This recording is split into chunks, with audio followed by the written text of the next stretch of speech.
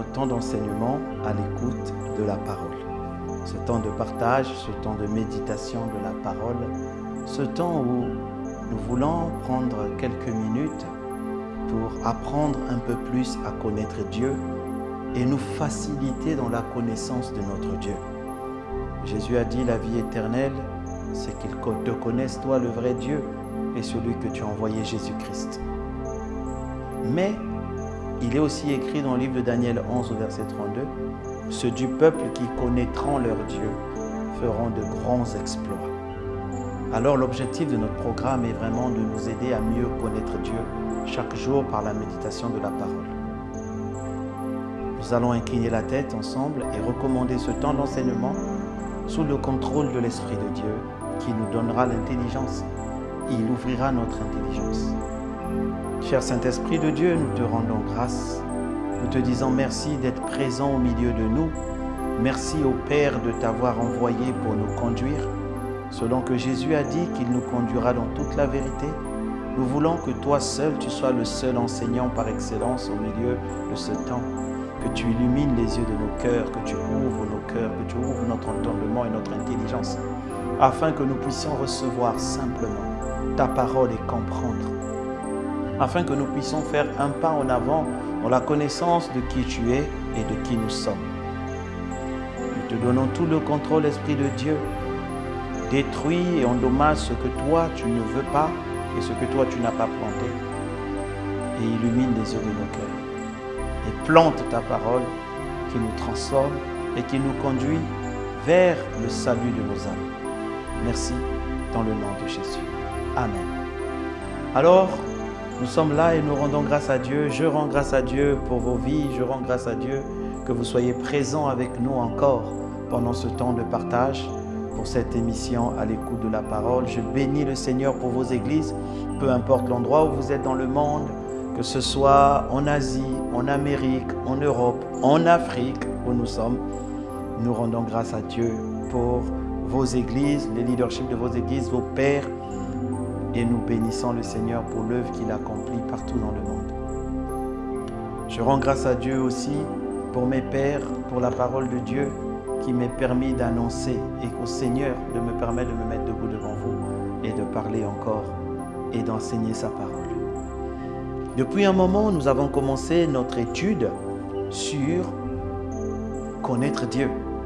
Et nous sommes tombés après la connaissance de Dieu et l'importance de connaître Dieu, qui sera la marche de ce programme, toujours pour mieux connaître Dieu. Nous sommes venus à atterrir sur les prérequis parce qu'il nous faut grandir dans la connaissance de Dieu. Et ces prérequis nous emmènent à connaître d'abord qui nous sommes, parce que bien souvent, nous écoutons la parole, mais nous avons du mal à comprendre ou à mettre en place certaines choses. Un serviteur de Dieu que j'aime beaucoup disait souvent que la vie chrétienne est comme un amas, comme si on amassait les connaissances, un amas de connaissances acquis qui s'accumulent au-dedans de nous. Mais la vérité, c'est que nous voyons souvent qu'on ne change pas. On peut connaître beaucoup de choses, mais on ne change pas. Tout ça parce que nous avons essayé de mettre le toit avant le sol et nous avons construit les murs sur la toiture, à même le sol, et les portes sont venues au-dessus et on a même eu des fenêtres qui étaient au niveau du sol. Mais nous connaissons beaucoup de choses et nous avons du mal à grandir. Voilà pourquoi il est important de repartir dans ces prérequis, de commencer à comprendre pourquoi nous sommes comme ça, comment Dieu nous a fait, lui qui est tridimensionnel et nous a fait aussi en 3 dimensions, l'esprit, l'âme et le corps. Nous sommes nés de nouveau, notre esprit est régénéré, mais souvent nous avons des challenges. Nous avons des challenges pour faire venir ce que Dieu nous a déjà donné afin de le mettre en pratique dans notre vie, afin de comprendre comment ça marche. Et voilà pourquoi les églises sont remplies des personnes frustrées, des personnes qui sont là depuis des années, mais qui subissent les mêmes problèmes, les mêmes souffrances, les mêmes challenges, les mêmes maladies. Parce qu'ils ne comprennent pas. Pourtant, ils sont enseignés, ils sont zélés, ils sont là, ils prient. Et la Bible dit, même lorsque vous demandez mal. Voilà pourquoi vous ne recevez pas. Mais est-ce qu'on nous a déjà appris à demander? Est-ce qu'on nous a appris à nous attendre? Comment recevoir? Et c'est bien ça l'importance des prérequis. Beaucoup d'enseignements arrivent. Beaucoup d'enseignements nous tombent dessus. Et nous avons du mal à avancer. Et Dieu veut que ça change. Voilà pourquoi il a conduit sur ce thème, sur les prérequis. Et le Seigneur nous dit qu'il y a des causes pour lesquelles. La première cause, souvent pourquoi nous on n'avance pas, je suis désolé, mais elle revient d'abord à nous, les pasteurs. Souvent nous nous tournons vers les brebis pour dire que c'est la faute des brebis. Vous ne comprenez pas, vous ne saisissez pas. Mais une brebis qui nous rejoint, et au moment où nous sommes en train de poser une toiture, c'est compliqué. Regardez ce que dit la parole de Dieu. Dans 1 Corinthiens 3, versets 15 à 10. Selon la grâce de Dieu qui m'a été donnée, j'ai posé le fondement comme un sage architecte et un autre bâtit dessus. Mais que chacun prenne garde à la manière dont il bâtit dessus. Car personne ne peut poser un autre fondement que celui qui est posé, à savoir Jésus-Christ. Je m'arrête d'abord là. Il y a beaucoup d'enseignements dont le fondement n'est pas Jésus-Christ. Il y a beaucoup de choses souvent dont nous apprenons, le fondement est basé sur des expériences vécues et non sur le Christ. Et Jésus le Christ, donc Jésus le ressuscité, le glorifié. Et la Bible rajoute, « Or, si quelqu'un bâtit sur ce fondement avec de l'or, l'argent, les pierres précieuses, le bois, le foin, le chaume, l'œuvre de chacun sera manifestée. » Vous voyez, celui qui bâtit, c'est celui-là. Notre travail en tant que pasteur est de bâtir les vies. Car le jour le fera connaître parce qu'elle se révélera dans le feu. Et le feu éprouvera ce qu'est l'œuvre de chacun. Si l'œuvre bâtie par quelqu'un sur le fondement subsiste, il recevra la récompense. Si l'œuvre de quelqu'un est consumée, il perdra sa récompense pour lui. Il sera sauvé, mais comme au travers du feu. Ce qui veut dire que là, le Seigneur parle vraiment de nous, les pasteurs, nous, les enseignants, nous qui prenons le temps d'enseigner le peuple. Si nous bâtissons sur un bon fondement et que devant les expériences de la vie, les brebis, les âmes grandissent et arrivent à faire face à la vie, la Bible dit nous recevrons une récompense, les awards en anglais.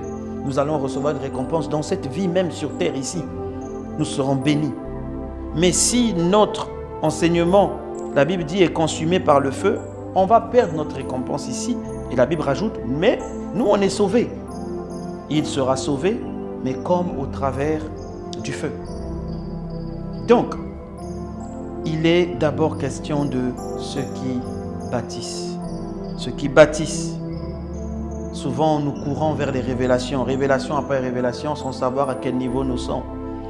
Nous avons hâte d'enseigner les nouveautés. Ou encore, nous enseignons les mêmes choses, sans savoir qu'une maison a des niveaux, il faut grandir et il faut aller selon l'esprit. Ou encore, nous donnons des enseignements qui tournent sur le challenge humain, sur l'aspect humain de faire les choses. Vous savez, nous avons des choses à faire, certes, mais le grand travail, c'est Dieu qui le fait. Paul a dit, je regarde toutes ces œuvres comme étant de la boue, parce que c'est l'Esprit de Dieu, tout ce que nous pouvons faire de par nos propres capacités, aussi belles qu'elles soient. La Bible dit que c'est de la boue, c'est de la boue. Donc nous devons apprendre à ce que les âmes qui nous suivent mettent leur confiance en Jésus. C'est lui le fondement. Et ont la capacité du Saint-Esprit de faire au travers d'eux. Et le reste aussi, pas que les serviteurs de Dieu qui font un travail excellent par la grâce de Dieu, mais il y a les âmes. Souvent les âmes sont à la course de l'orgueil de la connaissance. Nous avons des cahiers qui sont remplis de beaucoup de notes, mais que nous ne mettons pas en pratique. Voilà pourquoi nous revenons sur cette base qui est bien les prérequis afin de comprendre. Nous avons parlé de l'âme, des pensées, nous avons parlé du cœur. Comment les pensées répétées assiège le cœur. Et comment, une fois que notre cœur est assiégé par des pensées, nos décisions vont d'abord piocher les choses dans notre cœur. À part les décisions qui sont instantanées et qui sont sur le coup, comme on dit, ou qui vont à l'encontre de ce qu'il y a dans nos cœurs. Voilà pourquoi la décision n'est pas dans le cœur. Parce que si c'était dans le cœur, elle ferait essentiellement ce que le cœur veut. La décision est à côté. Lorsqu'il y a une décision à prendre, l'être humain va se tourner vers son cœur pour dire, bon, qu'est-ce qu'on fait? Et par habitude de son cœur, la décision va être prise. Donc, si vous vous méfiez beaucoup d'une personne et que vous avez beaucoup de mauvaises pensées envers une personne, ça veut dire que quand la décision viendra vis-à-vis de cette personne, ça sera une décision de méfiance. Parce que votre cœur est assiégé. À part une décision sur le coup. Il dit, ah, je lui ai fait ça, mais j'avais oublié qu'il était comme ça. Sinon, je ne l'aurais pas fait. Ça, c'est quand la décision est prise sans le tirer dans le cœur. Alors, voilà pourquoi la Bible nous dit de garder nos cœurs. Et nous en avons parlé la session dernière, que nous devons garder nos cœurs. Comment garder nos cœurs? En nettoyant nos pensées, en filtrant nos pensées, en prenant la parole de Dieu, en méditant la parole de Dieu, en ruminant la parole de Dieu, en mâchant la parole de Dieu, en laissant la parole de Dieu nous transformer. Ça change. Vous connaissez cette histoire que je vais vous conter d'un homme qui dit à son père, d'un père qui dit à son fils, mon fils, va à la rivière me prendre de l'eau dans un panier. Et le fils dit, mais je ne peux pas ramener de l'eau dans le panier. Il dit, vas-y. Le fils, par obéissance, va à la rivière, il prend de l'eau dans le panier, il court à la maison, il court et tout le long de la route, l'eau se renverse sur la route. Il ramène devant le père, il dit, voici, le panier est là, mais il n'y a pas d'eau, comme je t'avais dit. Le père lui dit, repars chercher de l'eau. Il dit, mais papa, je t'explique que ça va couler. Il dit, vas-y. L'enfant, par obéissance, refait le même travail et la même chose se produit. Il revient devant le père. Et il dit, voici. L'eau encore a coulé le long de la route. Le père lui dit une troisième fois, repars me chercher de l'eau dans ce panier. L'enfant, un peu découragé, mais par obéissance, repart chercher de l'eau dans le panier. Il court, essayant de rattraper la dernière goutte. Il arrive devant le père et dit, papa, une fois de plus, il n'y a pas d'eau. Et le père lui dit, oui, je sais qu'il n'y a pas d'eau et je savais que l'eau ne devait pas arriver. Mais regarde comment le panier est propre. En regardant le panier, effectivement, il était propre. C'est-à-dire lorsque nous laissons la parole de Dieu passer, lorsque nous l'écoutons, nous la méditons, la parole de Dieu nettoie nos cœurs, sans même que nous nous rendions compte. Voilà pourquoi la méditation de la parole est un exercice pour le bien de notre cœur, pour le nettoyage de notre cœur. Alors, aujourd'hui, nous allons parler de l'enseignement d'aujourd'hui qui s'appelle le bon enracinement du cœur. Il faut que le cœur soit bien enraciné. Écoutez ce que la Bible dit dans Éphésiens 3, au verset 14 à 19. À cause de cela, je fléchis devant le Père, duquel tire son nom toute famille dans les cieux et sur la terre, afin qu'il vous donne selon la richesse de sa gloire d'être puissamment fortifié par son esprit dans l'homme intérieur. Vous voyez, dans la partie de l'homme intérieur, on a déjà parlé. Il dit que l'esprit va nous fortifier dans notre homme intérieur. Comment? En sorte que Christ habite dans vos cœurs par la foi. Que Christ, il faut que le but que Christ habite dans vos cœurs par la foi, afin, dans le but, qu'étant enraciné et fondé dans l'amour, vous puissiez comprendre avec tous les saints quelle est la largeur, la longueur, la profondeur et la hauteur, et connaître l'amour de Christ qui surpasse toute connaissance, en sorte que vous soyez remplis jusqu'à la plénitude de Dieu. Vous voyez, souvent on cherche à être rempli jusqu'à la plénitude, on veut déborder du Saint-Esprit, mais la clé se trouve dans un cœur enraciné dans l'amour. Nos cœurs doivent être enracinés dans l'amour. Et ça, c'est là la clé. Nos cœurs doivent être, vous voyez, pas être remplis, mais au-delà, nous devons avoir nos racines. Le cœur doit tirer toute sa force dans l'amour. Et quand nous avons tiré nos forces, nous serons remplis du Saint-Esprit, de la plénitude de Dieu. Christ sera pleinement formé au-dedans de nous. Une fois que nos racines, que nos cœurs sont enracinés dans l'amour, ça veut dire prennent le maximum de leurs décisions fondées sur l'amour. Vous savez, il y a plein de choses sur la terre, plein d'aspects dans la Bible. Mais la Bible dit maintenant que ces trois choses restent, la foi, l'espérance et l'amour. Mais la plus grande des trois, c'est l'amour. 1 Corinthiens 13, verset 13. Ça veut dire que trois choses vont demeurer. L'amour, l'espérance et la foi. Mais la plus grande de toutes les choses, c'est l'amour. C'est l'amour. C'est par amour que Dieu a créé l'homme. Voilà pourquoi il a rempli toute la terre avant de mettre l'homme. Tous ces actes ont été faits par amour. Genèse 1, verset 6, faisant l'homme à notre image. Rien, aucune de toute la création n'a été fait à l'image de Dieu, si ce n'est l'homme. Mais c'est par amour que Dieu le fait. Le plan du salut avait déjà été créé. Lorsque Adam a chuté, Dieu l'a fait partir parce qu'il ne voulait pas que l'homme périsse pécheur. Sinon, il aurait mangé l'autre fruit de l'arbre de la vie et il serait mort pécheur. Le plan du salut était déjà là. Et la Bible dit, le salut, Jean 3, 16, Dieu a tant aimé le monde qu'il a donné son Fils unique, afin que quiconque croit en lui ne périsse pas et soit sauvé. C'est le plan de Dieu. Il est basé sur l'amour. Mon frère, ma soeur, écoute ce que je te dis aujourd'hui. Dieu n'a pas l'amour. Toi, tu as l'amour, moi j'ai l'amour, mais Dieu n'a pas l'amour. Dieu est amour. Il est. Sa nature même, c'est l'amour. Que Dieu soit pleinement vu en dedans de toi veut dire que tu dois manifester l'amour. De toute façon, les plus grands commandements qui ont été donnés par Jésus, Matthieu 22, le verset 36 dit, on lui pose la question, Maître, quel est le plus grand commandement de la loi? Il dit, Jésus lui répondit, tu aimeras le Seigneur ton Dieu. Comment? De tout ton cœur. Vous voyez, le cœur revient. Ça veut dire de tout ton cœur, de toute ton âme. Ça vous montre aussi que le cœur n'est pas dans l'âme. Hein? On l'avait déjà vu. De tout ton cœur et de toute ton âme. De toute ta pensée.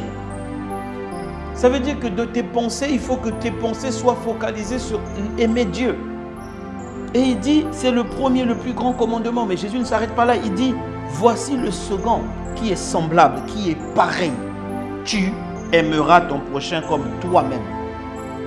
De ces deux commandements dépend toute la loi et les prophètes. Il dit donc, tout ça c'est combiné dans deux commandements. Aimer Dieu, aimer son prochain. Donc les deux commandements, comme on disait en mathématiques, ont un dénominateur commun, c'est aimer.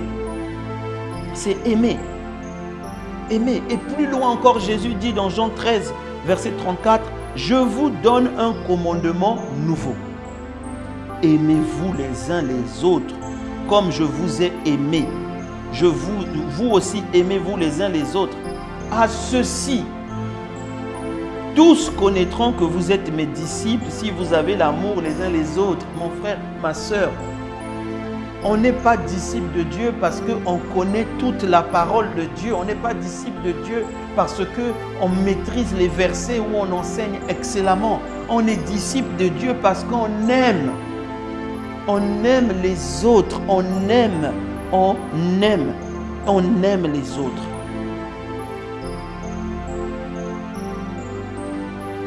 On aime les autres.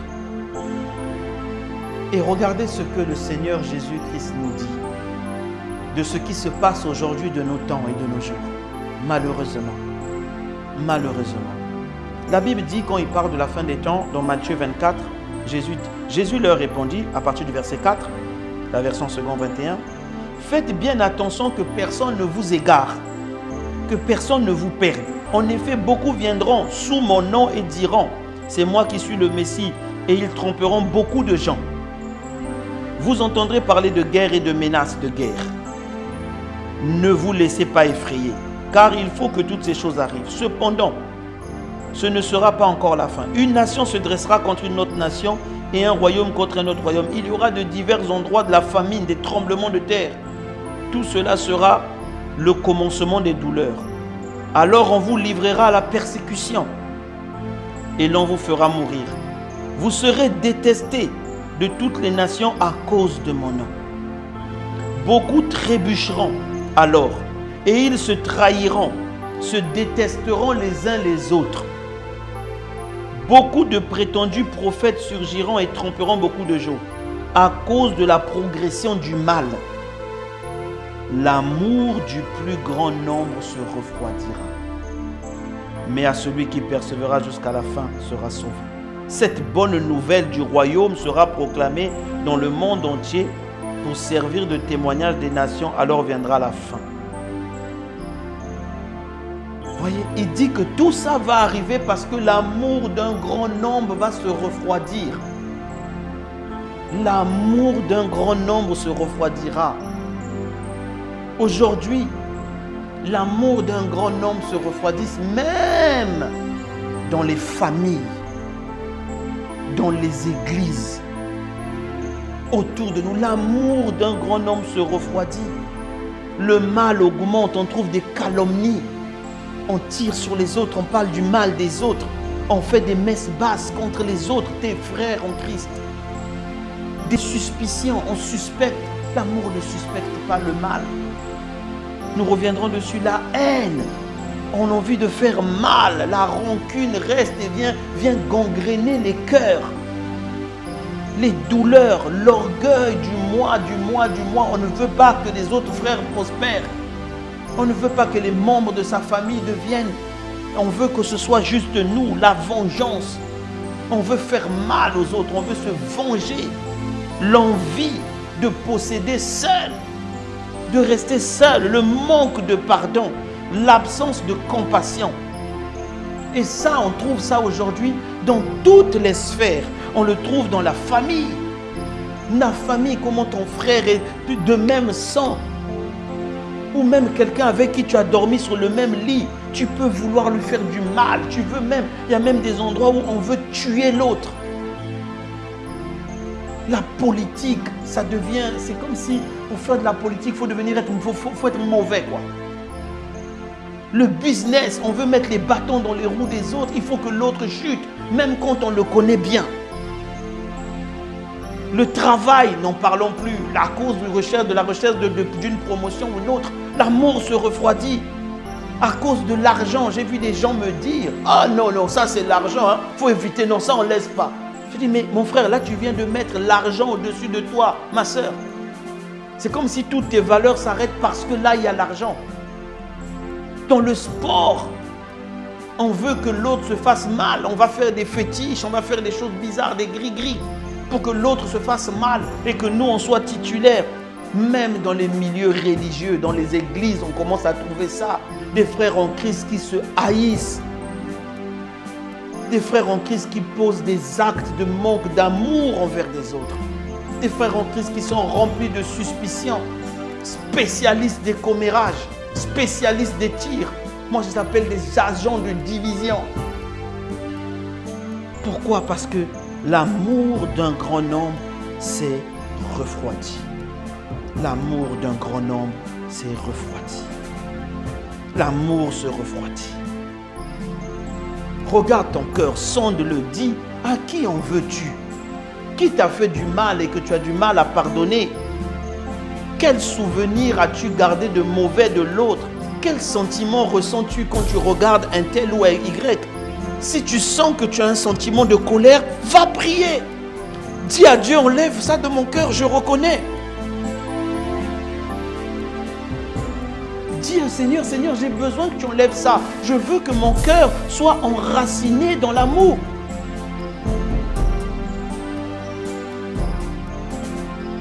Si le cœur n'est pas enraciné dans l'amour, les vies seront bloquées. Le progrès ne sera pas là. Parce que si Dieu te fait monter, tu vas faire du mal aux autres. Tu vas vouloir qu'il n'y ait que toi. La Bible dit, ce peuple m'honore des lèvres, des gens qui viennent dire aux autres, je t'aime. Mais le cœur n'y est pas. Dans son cœur, il veut que tu échoues. Il veut que tu souffres. Il veut que tu te cognes. Il veut que tu... Miséricorde. L'amour d'un grand homme se refroidit. L'amour d'un grand nombre n'est plus là. Et les vies sont bloquées, les vies n'avancent pas. Sont conduits par le désir d'assouvir leurs propres envies. La Bible dit dans 1 Jean 3, verset 14, « Nous savons que nous sommes passés de la mort à la vie parce que nous aimons les frères. Celui qui n'aime pas demeure dans la mort. » C'est comme ça que même dans les églises, mon frère, tu me suis, mais peut-être que tu demeures dans la mort. Parce que tu n'aimes pas ton frère, tu ne l'aimes pas. Tu veux qu'il échoue. Tu veux que ta sœur échoue. Pourquoi seulement elle? Pourquoi seulement elle? Et pourquoi pas elle? Et vous finissez, vous rigolez, vous checkez, vous tapez la main. Mais tu as de l'enracinement mauvais dans ton cœur pour faire mal, pour venger, pour se cogner. 1 Jean 4, verset 20. Si quelqu'un dit « J'aime Dieu » et qu'il haïsse son frère, la Bible dit c'est un menteur. Car celui qui n'aime pas son frère, qu'il voit, comment peut-il aimer Dieu qu'il ne voit pas? On voit dans les églises des gens qui lèvent la main. Mon Dieu, je t'aime. Des chants, oh Seigneur, tout ça. Mais tu n'aimes pas ton frère. Tu n'aimes pas celui qui est là. Tu le haïs, tu veux son mal, tu veux qu'il souffre. Tu oublies que toi-même, Dieu t'a épargné, Dieu t'a gardé. Dieu t'a épargné. Vous savez, Joseph, pour qu'il atteigne le sommet en Égypte, il fallait que son cœur soit un cœur rempli d'amour. Joseph a souffert de la trahison de ses frères. Joseph a souffert du rejet, de la vente de ses frères. Il en a souffert. Il a dû se poser des questions. Pourquoi? Il a dû changer son cœur d'amour le long de sa vie, le long de sa traversée, afin d'être capable d'aller au sommet. Parce que sinon, le but de Dieu était de sauver Israël. Donc si Joseph n'avait pas laissé l'amour rentrer dans son cœur, il aurait en voulu à ses frères quand ils sont revenus pour chercher à manger. Il se serait vengé. Comme toi, tu veux cette promotion, tu veux cette élévation, afin de dire, ah, maintenant ils le verront. Ils le verront.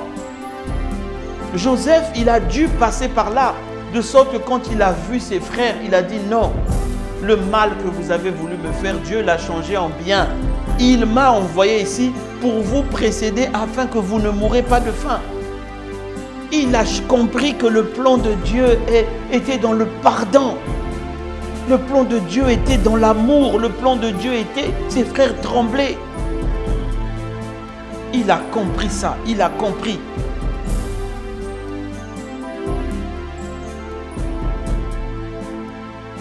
Il faut que les cœurs soient enracinés. Il faut que nos cœurs soient enracinés. Dans des églises aujourd'hui, on trouve même des frères qui veulent la mort de l'autre. On trouve sous certains cieux, dans certains pays, des frères qui empoisonnent les autres pasteurs, qui empoisonnent les autres. Oh Jésus, oh Dieu, l'amour d'un grand homme se refroidira. Des prières où on veut se venger, des prières, Seigneur, venge-moi. Saisis le petit, le grand bouclier, frappe-les, tue. Mais le bouclier, le petit et le grand, c'était pour défendre, se défendre. C'était pour se défendre. Dieu est amour, Dieu ne tue pas ses enfants. Il est un bon père.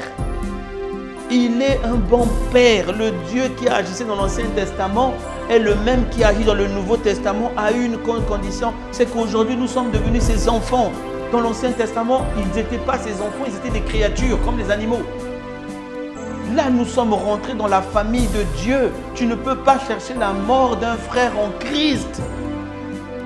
Mais ton amour s'est refroidi. Tu peux prier, prier, prier. Mais Dieu n'est plus là. Dieu n'est pas là. Et les cœurs se sont enracinés dans la haine, dans la colère, à cause des pensées, les mauvaises choses que vous écoutez. Vous savez, on va terminer avec ça.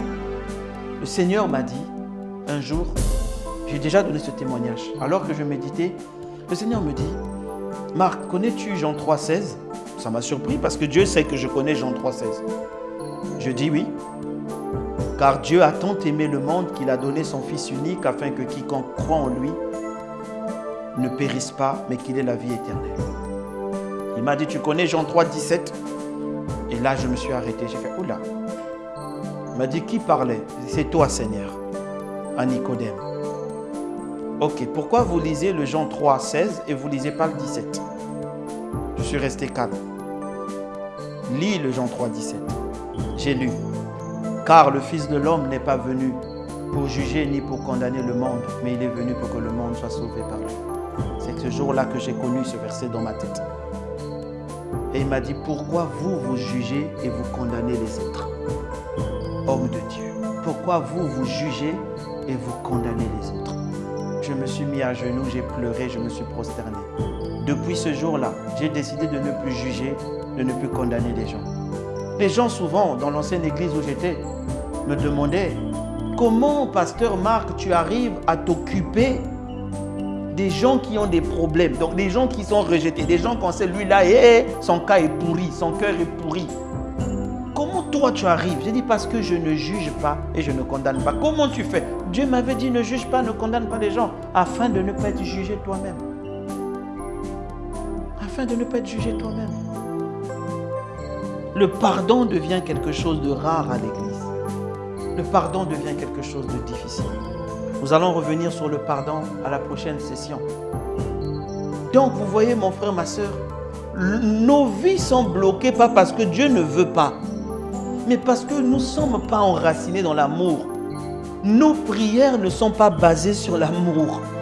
Nos prières ne sont pas de voir les justes élevés. Nous voulons être, nous, élevés, reconnus internationalement, mais pas que les justes soient reconnus. C'est de l'égoïsme.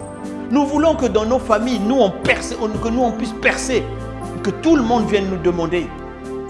Mais nous ne voulons pas que toute la famille perce, que tout le monde aille de haut. Nous voulons qu'autour de nous, nous soyons les seuls chez qui on doit venir manger, chez qui on doit venir passer du temps. Mais nous ne sommes pas contents quand tout le monde se retrouve au même niveau que nous. Mais c'est une grâce. Quand les justes se multiplient, la Bible dit que le pays est dans la joie. Quand les justes sont élevés, heureux le pays qui a pour roi ou pour prince un juste. Parce qu'au moins on est sûr que les décisions seront prises conformément à la parole, seront prises conformément à la parole. Alors mon frère, ma soeur, on va s'arrêter là. Prends le temps de sonder ton cœur. Beaucoup de choses, que ce soit l'enfant que tu cherches, que ce soit le travail que tu cherches, que ce soit ce que tu veux, les finances pour ton business. Est-ce que c'est basé dans l'amour? C'est basé pour l'amour ou c'est basé pour être vu, pour qu'on te connaisse toi? Il y a des péchés, des démons qui vont vous lâcher une fois que vous décidez de vous enraciner dans l'amour. Oh Esprit de Dieu, touche le cœur de quelqu'un qui a un cœur endurci aujourd'hui. Touche le cœur de quelqu'un qui doit comprendre pourquoi tu as mis un frein à sa progression à cause du manque d'amour. Je t'en prie, Seigneur, saisis quelqu'un là où il est pour qu'il s'asseye et qu'il dise comme David, sonde mon cœur. Dis-moi si je suis sur la bonne voie. Éprouve mes pensées. Et remets-moi sur le bon chemin si je ne le suis pas, Seigneur. Seigneur, je t'en prie, parle-nous, touche nos cœurs, que nous puissions ramener nos décisions à l'amour. À l'amour, que nos cœurs soient enracinés dans l'amour, que tout ce qui sort de nos cœurs, nos pensées, quand c'est une pensée qui nous vient, si elle n'est pas liée à l'amour de Dieu, si elle n'est pas digne d'honneur, pure, si elle n'est pas conforme à l'amour de Dieu, que nous puissions la rejeter. Dire non, ça je ne veux pas penser comme ça de mon frère, je ne veux pas. Pourquoi? L'amour ne suspecte pas le mal. Nous te prions, aide-nous. Il faut que l'Église s'enracine. De là coulent les flots de la vie, de ce cœur. Et les flots de la vie coulent Dieu. Dieu coule au travers de nous, il est visible. Il a dit parce que vous vous aimez. Aide-nous à nous aimer et enraciner nos cœurs dans l'amour. Nous te le demandons au nom puissant de Jésus-Christ. Amen. Que Dieu vous bénisse. Vraiment, prenez le temps avant notre prochaine session de commencer à sonder vos cœurs. Prenez le temps avant la prochaine session. Je vous dis beaucoup de vie. Je ne sais pas comment vous dire ça. Le Seigneur me disait, il y a même des choses que vous croyez qui n'ont pas de lien avec l'amour, que Dieu bloque. Les dons spirituels, tout, parce qu'il vous manque l'amour. Les dons, c'est pour les autres. Les dons sont donnés pour la multitude, la Bible dit. Mais si la multitude, là, vous ne les aimez pas, vos dons seront bloqués. Que Dieu vous bénisse. Mon frère, ma soeur, si tu n'as pas encore donné ta vie au Seigneur, ne pars pas.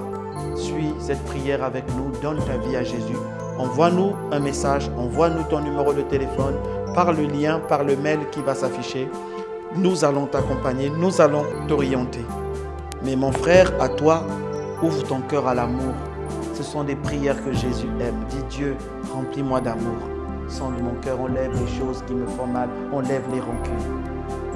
Que Dieu vous bénisse, à la prochaine.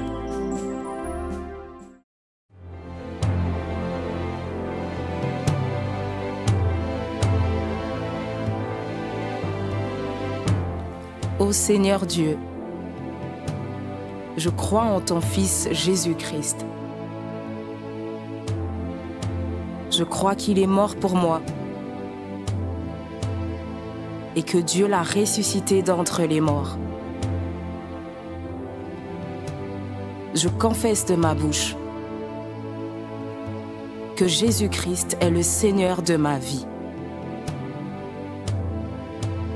dès maintenant et pour toujours. Je donne ma vie à Jésus-Christ dès aujourd'hui et j'ouvre mon cœur par la foi et reçois le salut. Je reçois maintenant la vie éternelle dans mon esprit. Merci Seigneur d'écouter ma prière. Mes péchés ont été lavés par le sang de Jésus.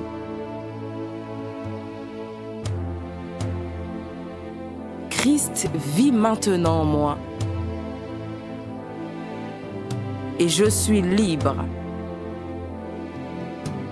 Je suis sauvé. Je suis né de nouveau. Et dès aujourd'hui, je marche en ayant conscience de ma nouvelle vie en Jésus-Christ. Amen.